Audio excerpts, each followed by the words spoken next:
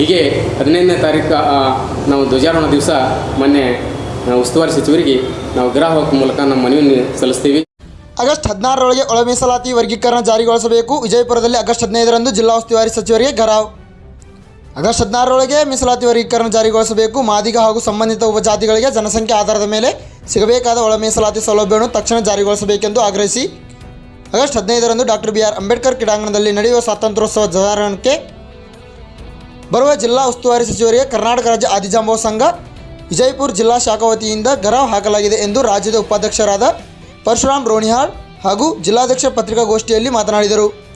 ಈ ಪತ್ರಿಕಾಗೋಷ್ಠಿಯಲ್ಲಿ ಜಿಲ್ಲಾಧ್ಯಕ್ಷರಾದ MR ದೊಡ್ಡಮನಿ, ಜಿಲ್ಲಾ ಉಪಾಧ್ಯಕ್ಷರಾದ ಲಚ್ಚಪ್ಪ ಮಾದರ್ ಹಾಗೂ ಸಂಘದ ಕಾನೂನು ಸಲಹೆಗಾರರಾದ ರಮೇಶ್ ಹೈವಳೆ, ವಿಠ್ಠಲ್ ಕೌಲ್ಗಿ, ಶಿವಾನಂದ್ ಪೂಜಾರಿ, ರವಿ ಸಿದ್ನಾಥ್, ಹನುಮಂತ್ ಬಿರಾದರ್, LM ಬೆಳ್ಳು, ಸಂಗಪ್ಪ ಮಾದರ್, RR ಹಚನಾಳ್, ನಿಜಲಿಂಗಪ್ಪ ಮಾದರ್, ಮಲ್ಲಪ್ಪ ಲಾಲಿ, ಸಾಬು ಗುಣದಾಳ್ ಅನೇಕರು ಉಪಸ್ಥಿತರಿದ್ದರು.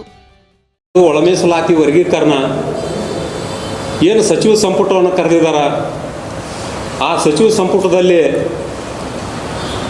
ಯಾವುದೇ ರೀತಿ ಬುಲಡರಿಗೆ ಯಾರ ರಾಜಕೀಯ ಶಕ್ತಿ ಅದ ಅಂಥವ್ರ ಮಾತನ್ನು ಕೇಳ್ಕೊಂಡು ಮಾನ್ಯ ಸಿದ್ದರಾಮಯ್ಯನವರು ವರದಿಯನ್ನು ಮುಂದೆ ಹಾಕ್ಲಾತ್ತಾರ.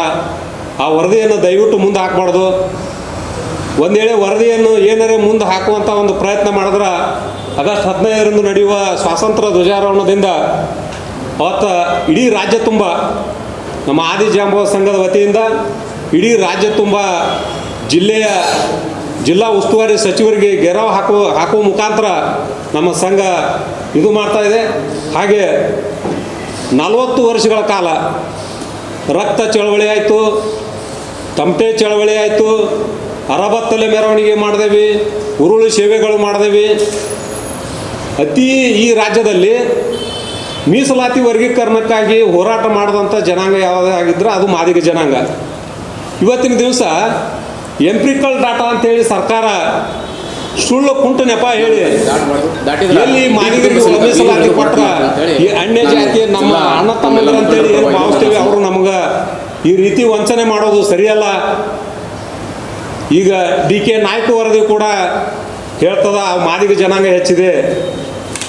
ಹಾವನೂರು ವರದಿ ಕೂಡ ಹೇಳ್ತದ ರಾಜ್ಯದಲ್ಲಿ ಮಾದಿಗ ಜನಾಂಗ ಹೆಚ್ಚಿದೆ. ಈಗ ತಾನೇ ಮಾಡಿರುವಂಥ ಆಯೋಗ ಹೇಳ್ತದ, ಕಾಂತರಾಜ್ ಆಯೋಗ, ಮಾದಿಗರು ರಾಜ್ಯದಲ್ಲಿ ಹೆಚ್ಚಿದಾರ. ಸದಾಶಿವ ಆಯೋಗ ವರದಿ ಹೇಳ್ತದ ಮಾದಿಗ ಜನಾಂಗ ಹೆಚ್ಚಿದಾರ ರಾಜ್ಯದಲ್ಲಿ. ಎಲ್ಲ ಕೂಡ ವರದಿಗೂ ಕೂಡ ಅಸ್ಪೃಶ್ಯರಾಗಿರುವಂಥ ಯಾವ ಜನಾಂಗ ಹೆಚ್ಚು ಮೀಸಲಾತಿಯನ್ನು ಪಡೆದದ, 101 ಜಾತಿಗಳೊಳಗೆ ಯಾವ ಜನಾಂಗ ಹೆಚ್ಚು ಮೀಸಲಾತಿ ಪಡೆದದ ಅನ್ನುವಂಥದ್ದು ಇಡೀ ರಾಜ್ಯದ ಕಣ್ಣಿಗೆ ಕಾಣ್ತದ. ಯಾರು ಮೆಡಿಕಲ್ ಕಾಲೇಜ್ ಅದಾವೆ, ಡೆಂಟಲ್ ಕಾಲೇಜ್ಗಳದಾವು, ಯಾರು ಆರ್ಥಿಕದಿಂದ ವಂಚಿತರಾಗ್ಯಾರ ಅಂಥವ್ರಿಗೆ ಮೀಸಲಾತಿ ವರ್ಗೀಕರಣವನ್ನು ಕೊಡೋದು ಬಿಟ್ಟು ಮಾನ್ಯ ಸಿದ್ದರಾಮಯ್ಯನವರು ಮುಖ್ಯಮಂತ್ರಿಯವರೇ ರಾಜ್ಯದಲ್ಲಿ ಪ್ರಭಾವಿಯಾಗಿರುವಂಥ ಸಚಿವರನ್ನ ಕೈಗೊಂಬೆಗಳಾಗಿ ಮಾಡಿಕೊಂಡು ಅವರ ಸಮಾಜವನ್ನು ಹೇಳ್ತಕ್ಕಂಥ ಒಂದು ಕೆಲಸವನ್ನು ಮಾಡ್ಕೊಂಡು ಹೋಗ್ತಿರಲ್ಲ. ಈ ಮುಗ್ಧ ಮಾದಿಗರ ನೋವು ನಿಮಗೆ ಗೊತ್ತಾಗ್ತಾ ಇಲ್ಲ. ಇವತ್ತಿನ ದಿವಸ ಕಣ್ಣೀರು ಬರ್ತಾವೆ ನಮಗೆ. 13ರಲ್ಲಿ ಹುಬ್ಬಳ್ಳಿ ಸಮಾವೇಶದಲ್ಲಿ 20 ಲಕ್ಷ ಜನ ಕೂಡಿಕೊಂಡು ರ್ಯಾಲಿ ಮಾಡಿದೇವಿ. ರ್ಯಾಲಿ ಮಾಡೋದಲ್ಲಿ ಹೋದಾಗ ನಮ್ಮ ಸೋದರ ಆದಂಥ ನಮ್ಮ ಅಣ್ಣ ತಮ್ಮಂದಿರು ಬಾಗೇವಾಡಿಯವರು 7 ಜನ ಪ್ರಾಣ ಕಳ್ಕೊಂಡ್ರು. ಶಿವಾನಂದ ಮಾದಾರ ಅಂತೇಳಿ ಮಾನ್ವಿ ತಾಲೂಕದವರು ಆ ಸಂಖ್ಯೆಯಲ್ಲಿ ಕೂಡಿದಂಥ ಜನರೊಳಗೆ ಹೊರಗೆ ಬರಬೇಕಾದ್ರೆ ಉಸಿರುಗಂಟು ಸಾವಾಯಿತು. ಆ ಮಾದಿಗರ ಸಾವಿಗೂ ಕೂಡ ಕಣಿಕರವಿಲ್ಲದಂಥ ಒಬ್ಬ ಸಿದ್ದರಾಮಯ್ಯನವರೇ ಬಿಟ್ಟಿ ಭಾಗ್ಯಗಳನ್ನು ಕೊಟ್ಟು ಮುಗ್ಧ ಮಾದಿಗರನ್ನ ಮೋಸ ಮಾಡಿ ಕೇಸಿಂದ್ರ 2,000 ರೂಪಾಯಿ ಕೊಡ್ತೇವೆ ಅಂತೇಳಿ ಮುಗ್ಧ ಜನರನ್ನ ಓಟ್ ಹಾಕಿಸ್ಕೊಂಡು ನಾವೇನ್ರಿ ಮಾದಿಗರ ವಿರೋಧ ಗೆದಿಲಕ್ಕೆ ಆಗೋದಿಲ್ಲ ಅಂಥೇಳಿ ಬಿಟ್ಟ ಭಾಗ್ಯಗಳನ್ನು ಕೊಟ್ಟು ಓಟ್ ಹಾಕಿಸ್ಕೊಂಡು ಈ ರೀತಿ ವಂಚನೆ ಮಾಡೋದು ಸರಿಯಲ್ಲ. ಇವತ್ತಿನ ದಿವಸ BJP ಮತ್ತು ಕಾಂಗ್ರೆಸ್ ಎರಡೂ ಕೂಡ ಒಂದೇ ನಾಣ್ಯದ 2 ಮುಖಗಳಾಗ್ಯಾವ. ರಾಜ್ಯದಲ್ಲಿ ಪರಿಶಿಷ್ಟ ಜಾತಿಗಳೊಳಗೆ ಅನ್ಯಾಯ ಆದಂಥ ತುರ್ತಕ್ಕೆ ಒಳಗಾದಂಥ ಜಾತಿಗಳೊಳಗೆ ಸಮಾನವಾಗಿ ಯಾರಿಗೂ ಕೂಡ ಮೀಸಲಾತಿಯನ್ನು ಸಿಕ್ಕಿಲ್ಲ. ಆ ಜಾತಿಗಳು ಹಿಂದಿಲ್ಲ ನಾಳೆ ಎಚ್ಚೆತ್ಕೊಂಡು ನಾವು ಏನು ಈ ಒಳ ಮೀಸಲಾತಿ ವರ್ಗೀಕರಣವನ್ನು ಹೋರಾಟ ಮಾಡ್ತಾ ಇದ್ದೀವಿ. ಒಂದು ವೇಳೆ ಅವ್ರಿಗೆ ಏನಾರ ಈ ಜನಾಂಗದವ್ರಿಗೆ ಪ್ರಜ್ಞೆ ಬಂದು ಅವರು ಕೂಡ ಇಲ್ಲ ನೀವು ಮಾಡ್ತಕ್ಕಂಥ ಮೀಸಲಾತಿಯನ್ನು ಕರೆಕ್ಟ್ ಅದ ಅಂತ ಹೇಳಿ ಒಬ್ಬರು ಇಬ್ಬರು ಕೂಡ ಬರಾಕತ್ತಾರ ಇವತ್ತಿನ ದಿವಸ. ಲಂಬಾಣಿ ಜನಾಂಗದ ನಾಯಕರು ಕೂಡ ಇಲ್ಲ ನೀವು ಮಾಡೋದೇ ಕರೆಕ್ಟ್ ಅದ ಅಂತ ಹೇಳಿದ್ರು. ಬೋವಿ ಜನಾಂಗದ ನಾಯಕರು ಕೂಡ ಇಲ್ಲ ನೀವು ಮೀಸಲಾತಿ ಕೇಳೋದೇ ಕರೆಕ್ಟ್ ಅದ ಅಂತ ಹೇಳಿದ್ರು. ಇವತ್ತಿನ ದಿವಸ ಅಲ್ಲ ಮಾದೇವಪ್ಪನವ್ರೆ, ಒಂದು ಜವಾಬ್ದಾರಿಯುತ ಸ್ಥಾನದಲ್ಲಿರುವಂಥವ್ರು ಆಯೋಗವನ್ನು ರಚನೆ ಮಾಡಿ 150 ಕೋಟಿ ರೂಪಾಯಿಗೆ ಖರ್ಚು ಮಾಡಿ ಅದೇ ಮುಗ್ಧ ಜನರಿಂದ ಆಯೋಗ ಸರಿ ಇಲ್ಲ, ನಾಗಮೋಹನದಾಸ್ ವರದಿ ಸರಿ ಇಲ್ಲ ಅಂತ ಹೇಳ್ತೀರಲ್ಲ, ಇದು ಯಾವ ಪುರುಷಾತ್ಮಕ ಆಗಿ ನೀವು ಹೇಳ್ತಾ ಇದ್ದೀರಿ? ಅಲ್ಲ ಗೃಹ ಮಂತ್ರಿಯವರೇ, ಪರಮೇಶ್ವರ್ ಸಾಹೇಬ್ರೆ, ಅಂಕಿ ಸಂಖ್ಯೆ ಒಳಗೆ ನಮಗೆ ಅನ್ಯಾಯ ಆಗ್ತದ ಅಂತ ಹೇಳ್ತೀರ. ಅಲ್ಲ ನಾವೇನು ವರದಿಯನ್ನು ಮಾಡಿಸಿದೇವ? ಮಾದಿಗರು ಬಂದವರು ವಿಧಾನಸೌಧದಲ್ಲಿ ಕೂತೇನು ನಾವೇನು ವರದಿಗಿರಿದೇನು ನಾವು ರೆಡಿ ಮಾಡಿಸ್. ಇವತ್ತಿನ ಜ್ಞಾನಪ್ರಕಾಶ್ ಸ್ವಾಮೀಜಿಯವರೇ ಮುಗ್ಧ ಮಾದಿಗರಿಗೆ ಮೋಸ ಮಾಡಿ ನೀವು ಈ ರೀತಿ ಇಲ್ಲ ಪರ್ಸೆಂಟೇಜ್ ಮಾದಿಗರಿಗೆ ಹೆಚ್ಚಾಗ್ಯದ, ರಾಜ್ಯದಲ್ಲಿ ನಾವು ಹೆಚ್ಚದೇವ ಅಂತ ಹೇಳೋದು, ತಾವು ಒಬ್ಬ ಸಮಾಜದ ಸ್ವಾಮಿಗಳಾಗೋದು ಹೇಳೋದು ಎಷ್ಟು ಸತ್ಯ.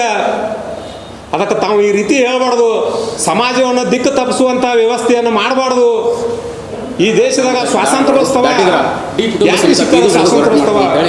ನಾನು ಹಣಬಲ ನಮ್ಮೆಲ್ಲ ಮುಖಂಡರು ತುಳುಬಲ ಬಾಯಿ ಬಲ ಇದ್ದಂಥವ್ರಿಗೆ ಸ್ವಾತಂತ್ರ್ಯೋತ್ಸವ ಸಿಕ್ಕದ, ಇನ್ನೂ ಅಸ್ಪೃಶ್ಯರಿಗೆ ಸ್ವಾತಂತ್ರ್ಯ ಸಿಕ್ಕಿಲ್ಲ. ಒಂದು ವೇಳೆ ಆಗಸ್ಟ್ 16ರಂದು ಕರೆಯೋಕ್ಕಂಥ ಸಚಿವ ಸಂಪುಟದಲ್ಲಿ ನೀವು ಏನಾದರೂ ವರದಿ ಮಂಡನೆ ಮಾಡಿ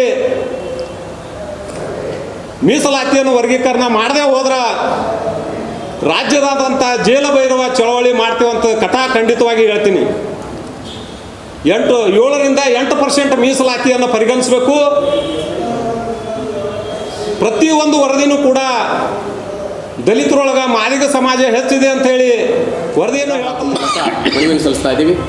ಜಿಲ್ಲಾ ಆಡಳಿತಕ್ಕೂ ಕೂಡ ನಾವು ಮನವಿಯನ್ನು ಸಲ್ಲಿಸ್ತಾ ಇದ್ದೀವಿ. ಅವತ್ತಿನ ದಿವಸ ಹೀಗೆ 15ನೇ ತಾರೀಕು ನಾವು ಧ್ವಜಾರೋಹಣ ದಿವಸ ಮೊನ್ನೆ ಉಸ್ತುವಾರಿ ಸಚಿವರಿಗೆ ನಾವು ಗೃಹ ಹೋಗೋ ಮೂಲಕ ನಮ್ಮ ಮನವಿಯನ್ನು ಸಲ್ಲಿಸ್ತೀವಿ.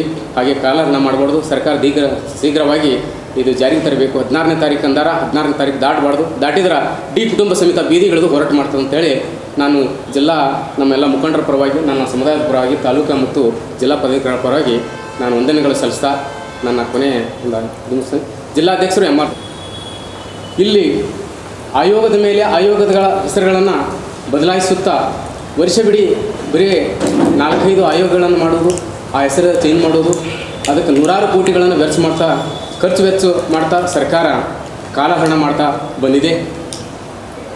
4-5 ಆಯೋಗಗಳನ್ನು ರಚನೆ ಮಾಡಿದರೂ ಕೂಡ ನಮ್ಮ ಮಾದಿಗ ಸಮುದಾಯದ ಜನಸಂಖ್ಯೆ ಅತಿ ಹೆಚ್ಚಾಗಿ ಕಂಡು ಬಂದಿದೆ. ಅದು ಸರ್ಕಾರದ ಗಮನದಲ್ಲಿ ಕೂಡ ಇದೆ.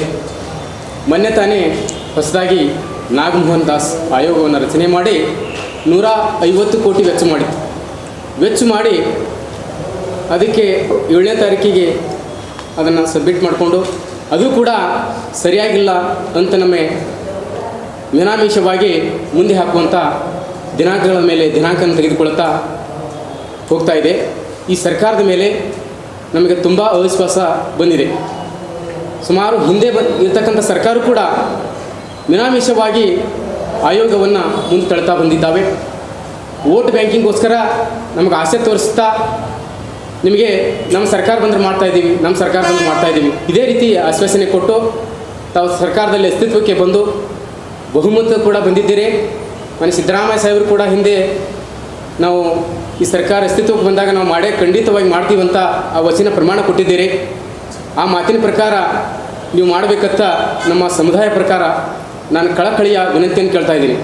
ನಮ್ಮ ಸಮುದಾಯ ಅತಿ ಹೆಚ್ಚಿರುವುದರಿಂದ 6 ಕೊಟ್ಟರೆ ಸರಿ ಹೋಗುವುದಿಲ್ಲ, 7ರಿಂದ 8% ನಿಗದಿ ಪಡಿಸಬೇಕಂತ ಹೇಳಿ ನಾನು ಸರ್ಕಾರಕ್ಕೆ ನಮ್ಮ ಸಮುದಾಯದ ಪೂರಕ ಒತ್ತಾಯ